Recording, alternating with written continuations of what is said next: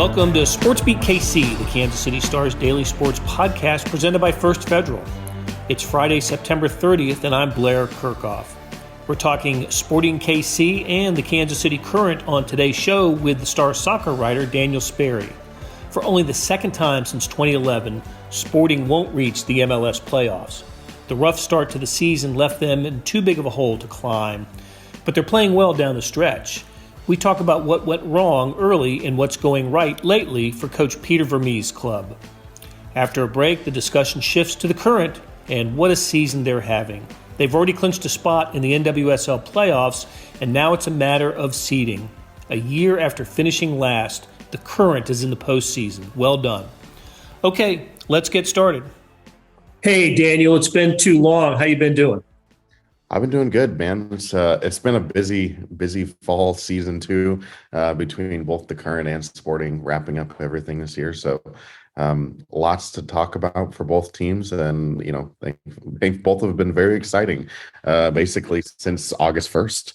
Yeah, for sure. One team is going to play longer this season than the other, and it is the Kansas City Current. But we're going to start our conversation today with Sporting Kansas City, which for the second time since 2011 will not be in the playoffs, the MLS playoffs. And Daniel, as we look back on how the season unfolded, I don't know if you could have predicted it, but after the first, was it 15 or 16 games when Sporting had only won a couple of them? That's when you knew that it was going to be a really tough climb at that point. And of course, they have fallen short of the playoffs. But the bad start is what did it for them, wasn't it? Yeah, and I think talking with Roger Espinoza yesterday, or Tuesday, depending on what day we're recording, if I can get my dates straight here.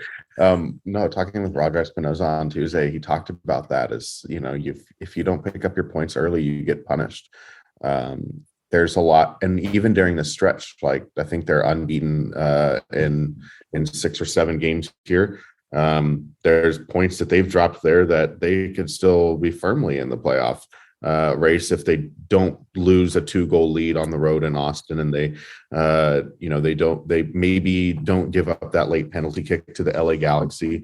I think that's 4 points that would put them at 43, which is just 2 points behind the playoff line with 2 to go. I mean, even with how bad their start was, they've been so good now that they're really getting punished for their start. And, there are games that you go back and look at that against teams that are now below them in the standings. And there's a road game that I was at in Chicago that was a pretty dismal performance, but there were, they made a few errors that led to the goals against them. They probably could have gotten out there with a point.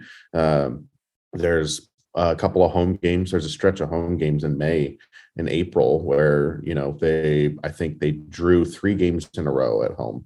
Or lost and then drew 2, and it was each game had winnable moments for Sporting that they didn't convert and didn't capitalize on. And those 4, 5, 6 points now that could be added to their total in the standings. I mean, you're looking at them being above the playoff line at the moment with 2 games left, maybe even pushing for a home playoff game. So if you don't take care of those things earlier in the season, and get those points early in the season, then it very quickly becomes almost too insurmountable for you.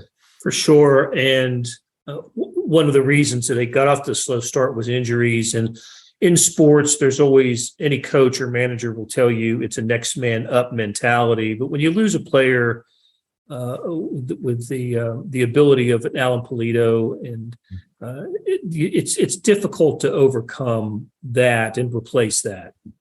Correct. And there's goal scoring things. There's things that he does when he drops deep. I would almost argue that Gadi Kinda might have been a more important loss for them.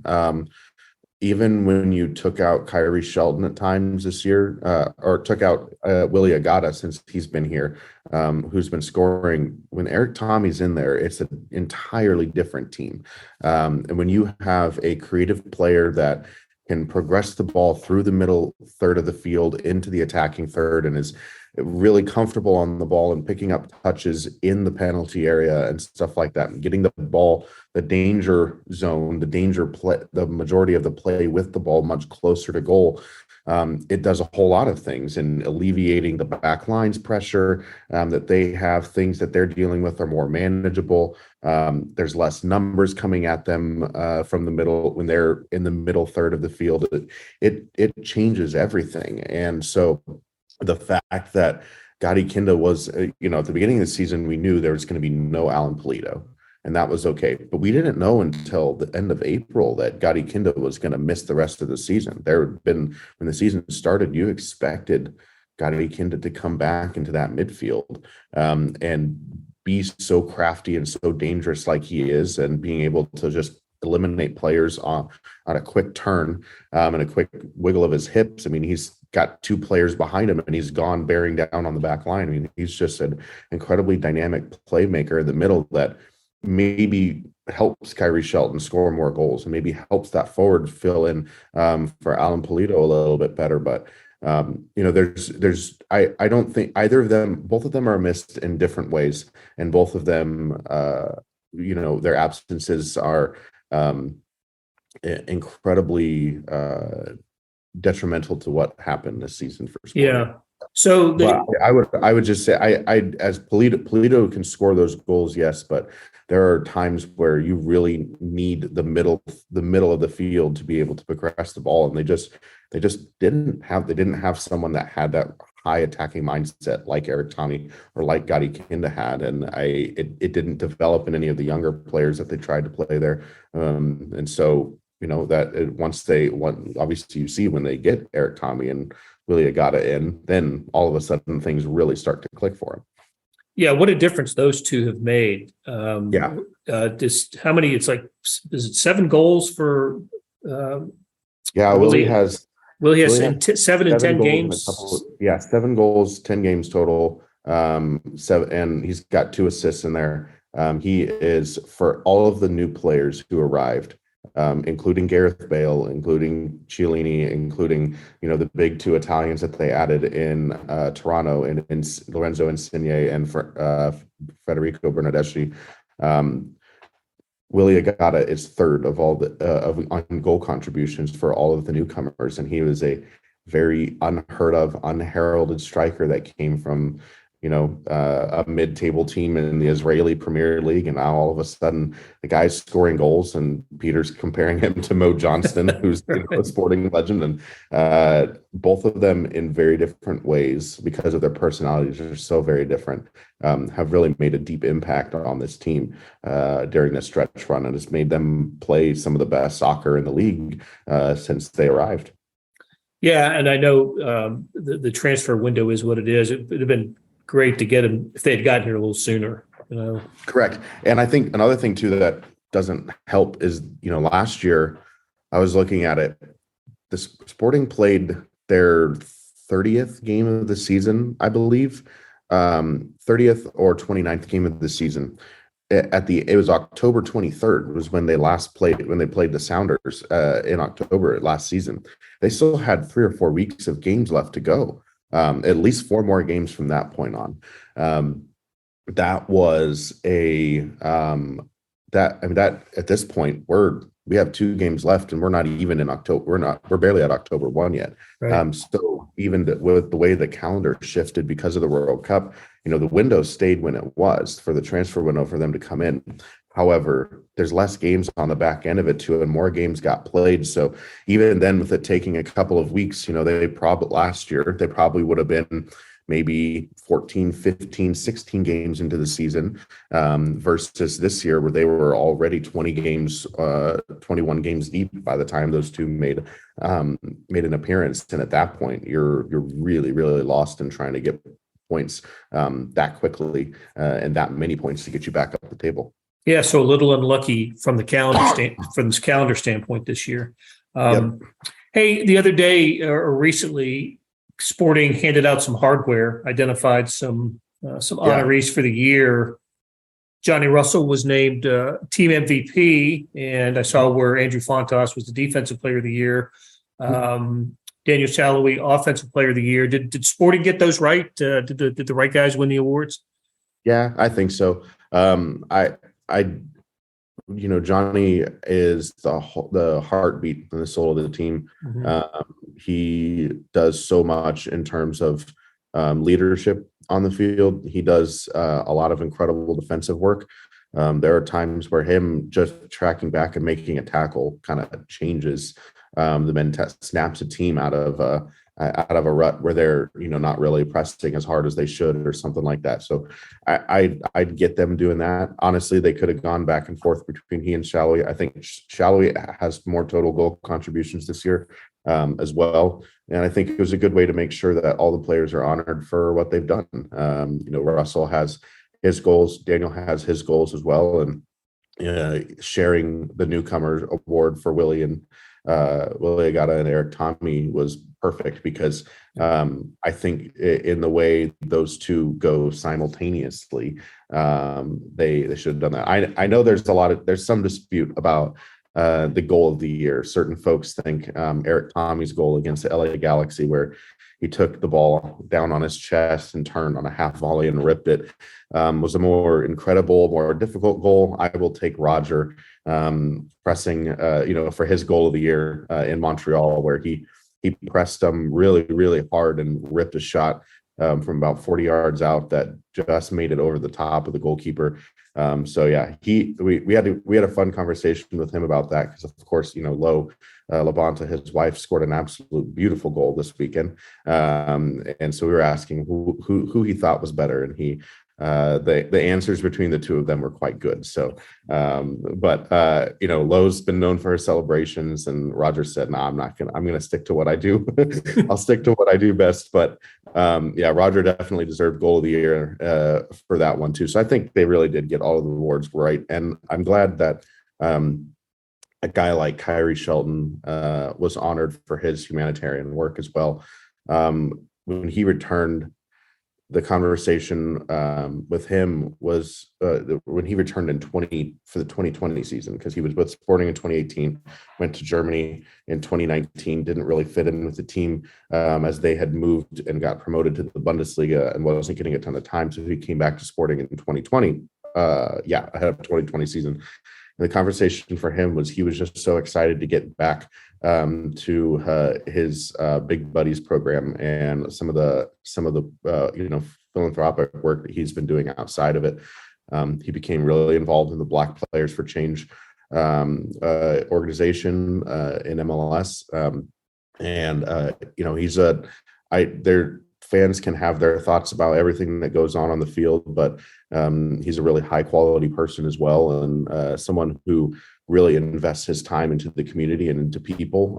And so I think it's good that he got honored for that as well. I'm alongside Johnny, who does the same, just always in the community, always doing fantastic things. So in general, all the awards, I think they got most of those things right. Very good. I agree with you about the goal of the year. I thought that was what I loved about Espinosa's goal of the year is it took a couple of seconds for the ball to get to the goal. It was the distance was so much. It was so enjoyable just to watch the goal. I think Nate Bukaty called it like a chip, but it was more than that. It was a chip that traveled 40 yards. Yeah. Yeah. It was I don't know. I'm trying to think of a good golf shot equivalent. What would be more like he punched it, right? Like he just kind of got enough behind it. It stayed low, didn't get really high, stayed low, but it snuck right into that corner. It was perfectly. Yeah. He wasn't just off the green as a chip shot would be in golf. He was out in the fairway. Okay. Hey, let's do this. A quick thought on what off-season priorities should be in a general way, because this is a discussion I want to have with you on another show when the season ends. But just generally speaking, what should Sporting's priorities be heading into 2023? I tend to think more towards their back line. They've created a significant amount of depth with their attack now, with Agata and Tommy in there, and with Gotti and Polito hopefully being back full swing and ready to go. There's no indications that they won't be. But you still never know with a season away and the injuries like that. But they've created so much depth up front, and retaining Daniel Sperry was going to be a big priority, I thought. The fact that that's already done, we don't have to worry about that and talk about that. I mean, Daniel Sperry will play for Sporting next season. That's a huge thing for them as well. So I think they've got enough depth there. The two areas that I'm looking at, both Izzy Matt Marine and Andrea Fontes' contracts are up this year. Both of them are the same amount. They're a little over $1 million, which is a lot. They're over the designated player threshold, which means there's a lot of targeted allocation money in the way the league sets things up. There's a lot of money being invested into those two roster spots. And I don't know if they're going to continue to do that. Do they continue to do that with both of them? Do they try and bring them back at lower numbers? That's going to be an interesting thing to watch.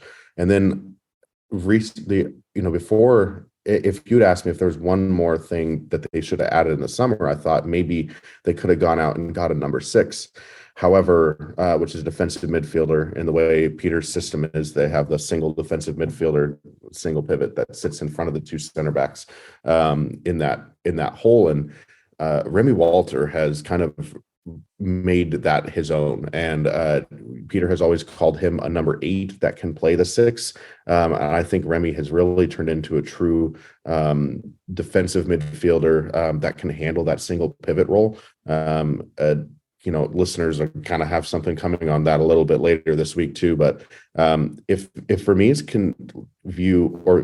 views Walter as a long-term solution, number 1 solution to the number 6, then I think that changes how that role, that need is filled. I think they probably should look at another outside back too. But really, center back, outside back, number 6, I think those are the key areas for them, because if they, depending on what happens, whether Roger wants to keep playing or not, they have Felipe Hernandez who can play as an 8. They can probably play Tommy and Gotti together in the midfield, and probably against certain opponents as well. So I'm sure they'll make another addition to the midfield. I'll just be curious to see where it is, because I think that will end up kind of indicating where Peter actually believes Remy Walter is on the depth chart at that number 6 position, because he really has come along with that over this stretch, and he's played every single game this year. He's played every single game since Tommy and Agata arrived as the 6, and he has not let go of that spot at all. Okay, let's take a break. And when we come back, we've got to talk about the Kansas City Current, the playoff-bound Kansas City Current. We will be right back. Buying your first home is a huge milestone, but the journey there can be confusing. First Federal Bank of Kansas City is here to make it simple. After nearly a century of serving the KC community, our loan advisors have experience in every type of housing market. With a short phone call, we can give you a free rate quote and talk through loan options. No pressure, no obligation. The road to home ownership can be simple with First Federal Bank. Get started with a free quote at ffbkc.com/homes. First Federal Bank of Kansas City, because banking is personal. Member FDIC, Equal Housing Lender. Hey, this is Blair. There are several ways to access the Star Sports section. Let me tell you about a couple of them. There is Sports Pass. For $12.99 a month, you get unlimited digital access to all of the Star Sports content, including beat writing, columns, features, pretty much everything we write. The deal renews monthly until you tell us to cancel. For $159.99 a year, you get everything the Star has to offer digitally, including sports and the e-edition. Go to kansascity.com and drop down to the bottom of the page where it says Start a Subscription for more information. Your support has never been more important. As always, thanks for reading and listening.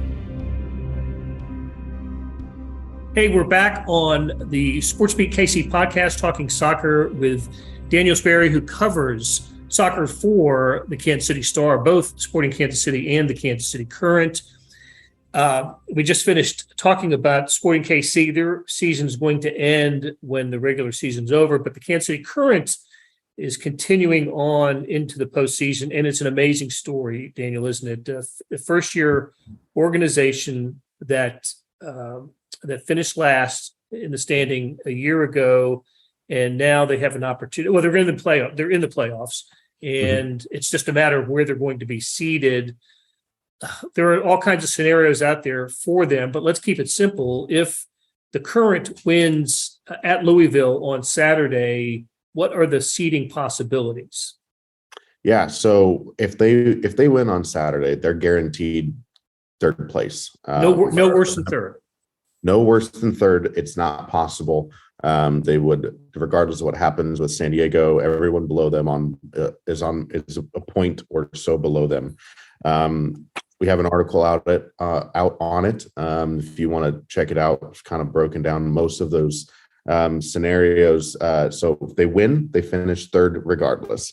To finish second, they need a Portland Thorns loss, who are playing Gotham, who have lost, I think, now 13 or 14 games in a row. I mean, it's a brutal stretch for Gotham. They're coming up against the buzzsaw that is the Portland Thorns right now. And so I have a very hard time foreseeing Portland Thorns loss.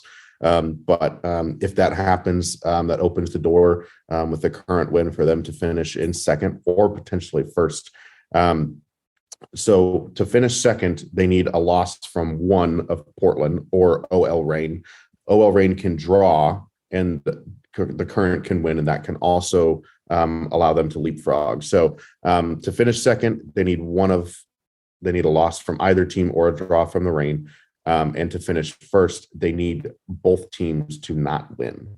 If Portland draws, that creates a problem because there's a 25 goal difference in goal differential between the Thorns and the Current. So that would mean that the Current would need to beat Racing Louisville by 25, because in the event of a draw, Portland's goal differential is not getting cut into. It'll stay at what it is. So unless the Current have a 25-0 result up their sleeve, I think it would be really hard. I'd be very shocked to see them end up in first, truly. But an opportunity to win the NWSL Shield is still out there, and until the games are played, that opportunity still exists. So we'll see what happens there. But most likely scenario I could see them as maybe jumping into second or standing pat at third, which is still an incredible spot to be in. Guarantees you a home game and probably will keep you away from going to Portland for a semifinal as well. Right. So the value for finishing first or second, as you said, is a first round bye, but third or fourth means you get a home game in the semifinals, and that's absolutely what you want. Yes, third or fourth is a home game in the quarterfinals. And quarterfinals. Yep. Yeah, and the semifinal host goes to seed 1 and seed 2. So that's the advantage there, is you play one game and you're in the championship game at home to win it. You get one game to win at home and you're in the championship game if you end up in those top 2 seeds, which would be incredible and very ideal for the Current. It's just going to be a little difficult. They're going to need some teams who are towards the bottom of the table to step up to help them out on Saturday. Right. And if they get that 25-0 victory at Louisville, it could be 26-1 too, right? It's just as long as it's by 25. Yep. Concede 5, score 30. Go for it. Well, I'll tell you what, that speaks to also what a great chemistry team, at least in my opinion, the Current is, that basically they are even on goal differential this year, and yet stand, I think, 10-5-6, overall, with an overall record, which means they win all the close games. They win a lot of 1-goal games, and as we talk, as with Sporting, as we talked about earlier, the Current got off to a slow start, right? They were winless in their first 5 with just 1 draw, and then turned it around. Yeah, and some of that was a little bit of schedule congestion. Some of it, the Challenge Cup created a little bit of that, where they were through May. I think the Current were playing nearly every other point of the week. They'd have a midweek and a Saturday, a midweek and a Saturday. And when most of those are on the road, that's a lot of heavy travel for them. They don't come back when they have back-to-back road games like that. So they just go on to the next city. And so they're away for a while. They were beat up with COVID and injuries. I mean, they really had gotten put through the ringer. So then, it's funny. We talk about their opponent, Louisville, this weekend. They played each other on May 30th, which is when you were out there with us for that very gritty 1-0 win against Louisville. From that day forward, that's when the Current started their 13-game unbeaten streak. At that same day, that started a 13-game non-winning winless streak for Louisville, who did not win again until the Current lost to end their 13-game unbeaten streak. It was pretty incredible stretch there. But yeah, that tough start, maybe if they pick up a couple of different points, a penalty call in a couple of games correctly goes the other way. There's a few dubious calls that kind of nicked points away from them. They had a couple of 1-goal losses in Seattle and Angel City that were, with multiple players out with COVID. They had it 0-0 late in the game, and a late own goal or a late headed goal after their 40th cross that the OL Reign put in on them finally broke the dam. Those are situations where, yes, that was a really frustrating time for them, but I think for them to come out of it on the other side and not plummet as we've seen other teams in the league do and go on those massive winless streaks or even losing streaks, if you're Gotham, was just a testament to, as you said, the chemistry and I think the culture that Matt Potter's built here pretty quickly of we're just on to the next thing. We're not going to let things pile up, and there's no excuses for what we're going through. We try and get through it. If it doesn't work, it doesn't work, and we try the next time to try to win the next time that it comes up. And things really started clicking, and even this weekend they finally got their first multi-goal win in that 3-0 victory over Washington. It probably could have been 5 or 6. There was a couple of goals that were correctly called offside, and there was a couple chances that they had that they probably could have done a better job finishing. And I mean, it really could have been quite the blowout for them on Sunday. So this team's really kind of come around, and man, they're incredibly fun to watch too, with all their celebrations, all the everything. But you go back, I was talking with some of them about going back to that start. That game against Louisville was really a reminder that, okay, we can do this. We can get back. We can win. It wasn't pretty. We played, they would agree that it was not their best game. They didn't play very well, but they still got the result. And it was a belief that they could figure out a way to win. And it has spurred them on to get results when they aren't playing very well and when they are playing very well too. You mentioned Coach Matt Potter, and doesn't seem like there's an interview that I hear or have with him without his mentioning culture and the culture of this team. Look, I don't know if you have to win to develop culture, or the culture develops produces the winning. I don't know what comes first, but whatever it is, the Current seem to have it, right? And his role in developing it has to be acknowledged as well. Correct. And I would think that it would be from most people I've talked to. He's definitely at the forefront, if not the lead candidate to win the Coach of the Year job, just for the turnaround and how impressive everything's been. But I mean, it really is all about creating a belief too, because these were good players. A lot of these players were on this roster last year too.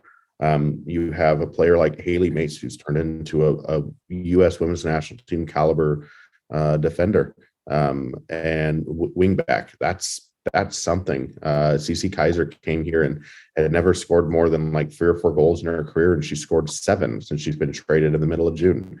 I think those are things that are just when you get people in the right places, and his whole thing has been to make sure that people are playing in places that are fit their strong suit. He's going to tailor his system to the players that he has and the assets that they have as players on the field. And it's created a culture of the players feel like they're taken care of as people. They're taken care of as, players and pros, and that, their coach has kind of got their back. But He's also created a culture that everybody believes in everything that they're doing, wholeheartedly. And, you know, I don't, and as I wrote an article about that a couple of weeks ago, I think that was entirely evident in every single conversation I had with them, was that, man, I mean, there really is a true belief in everyone's abilities and in each other and in the plan and in the process going forward. And when you have total buy-in like that, usually a plan from a professional coach, as long as it's, you know, coherent enough, gets through, and it's definitely been the case for them. Okay, we're recording this on Thursday, and a week from today, going to be a big event, the dedication or the groundbreaking for the current new stadium. That's going to be fun, and hope to see you out there, Daniel. And I really appreciate you're spending time with us to talk Kansas City Current and Sporting Kansas City. It's absolutely been a fun season. Neat to see Sporting Kansas City play well here at the end of the year, and just fantastic that the Current is having the season that it is having. So, all right, Daniel, let's do it again soon. Thanks a lot. Yes, will do. Thanks. We will definitely see you out there at the groundbreaking. That'll do it for today and this week on SportsBeat KC. Thanks to our production team of Monty Davis, Randy Mason, George Howard, and Jeff Rosen, and to our sponsor, First Federal. Their website is ffbkc.com. Tip of the cap to Daniel Sperry for sharing his soccer insights. Morning Sports Edition is your one-stop shopping in a sports page. It's packed with local and national stories. Check it out at liveedition.kansascity.com. Thanks for listening, and we'll be back soon with another SportsBeat KC.